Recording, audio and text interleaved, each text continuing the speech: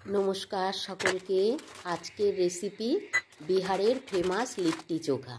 লিট্টি চোখা বানাবার জন্য আমি বাটিতে 2 চামচ ছাতু নিলাম পরিমাণ মতন পেঁয়াজ কুচি, রসুন কুচি, কাঁচা লঙ্কা কুচি, আদা কুচি, ধনেপাতা কুচি, পাঁচমিশালি তেল আচার 1 চামচ মতন, 1 চামচ লবণ, 1 চামচ জোয়ান হাতে ঘষে দিয়ে দিলাম, 1 চিমটে কালো জিরে দিলাম, 1 চামচ মতন সর্ষের তেল।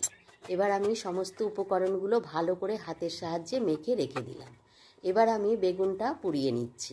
একটা বেগুন, একটা টমেটো পরিষ্কার করে তেল লাগিয়ে পুড়িয়ে নিচ্ছি। আপনারা টমেটো এখানে আরেকটা বাড়িয়ে দেবেন। আমার কাছে একটা টমেটো ছিল, তাই আমি একটাই নিলাম।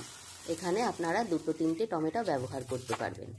হয়ে গেছে বেগুন টমেটো পোড়ানো, আমি পরে ছাড়াবো ঠান্ডা হলে। আমি আটাটা আপনাদের আগে মাখার সময় দেখাইনি, কারণ ভিডিওটা বড় হয়ে যাবে বলে। আটাটা তো নর্মালি সবাই মাখেন, আমি আটা মেখেছি। মাখার সময় আমি দিয়েছি 1 চামচ জোয়ান, 2 চামচ ঘি আর অল্প একটু লবণ দিয়ে আটাটা মিডিয়াম করে মেখেছি, না বেশি শক্ত না বেশি নরম। এবার আমি ছাতুর পুরটা আটার গোলা থেকে লেচি করে গোল বাটির আকারে শেপ দিয়ে পুর ভরে নিচ্ছি। একে একে আমি সমস্ত পুরগুলো গোলার ভেতরে ভরে নেব। আপনারা আমি কেমনভাবে পুরটা ভরছি একটু লক্ষ্য করে দেখে নেবেন। যেমনভাবে আপনারা কচুরি করেন, পুর ভরা কচুরি, সেরকম। রেসিপিটা দয়া করে পুরোটা দেখবেন, ভালো লাগলে একটা লাইক দেবেন, বন্ধুদের সাথে শেয়ার করবেন আর চ্যানেলটা সাবস্ক্রাইব করবেন। এদিকে বেগুন ঠান্ডা হয়ে গেছে, বেগুনের খোলা, টমেটোর খোলা আমি ছাড়িয়ে মাখার জন্য রেডি করে নিচ্ছি। বেগুনের ভেতর পোকামাকড় আছে কিনা ভালো করে দেখে নিয়েছি। এবার আমি চাকুর সাহায্যে বেগুন টমেটো কেটে নিলাম। আলু একটা সেদ্ধ করে নিয়ে আলুটাকেও চাকু দিয়ে কেটে নিচ্ছি।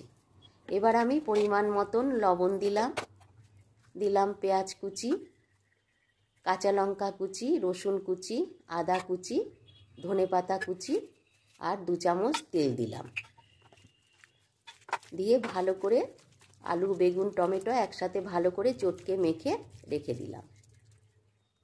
এবার আমি একটা ননস্টিকের বাটিওয়ালা প্যান নিয়েছি, একটু ঘি ব্রাশ করে নিচ্ছি লিট্টিগুলো ভাজার জন্যে। তবে আমি প্যানটা গরম করে নিয়েছি আর গ্যাসটা একদম লোতে রেখেছি।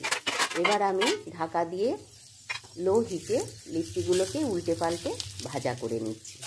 গ্যাস বাড়ানো যাবে না, আর কিছুক্ষণ বাদে চতুর্দিকটা উল্টে পাল্টে দিতে হবে, এক পাশে বেশি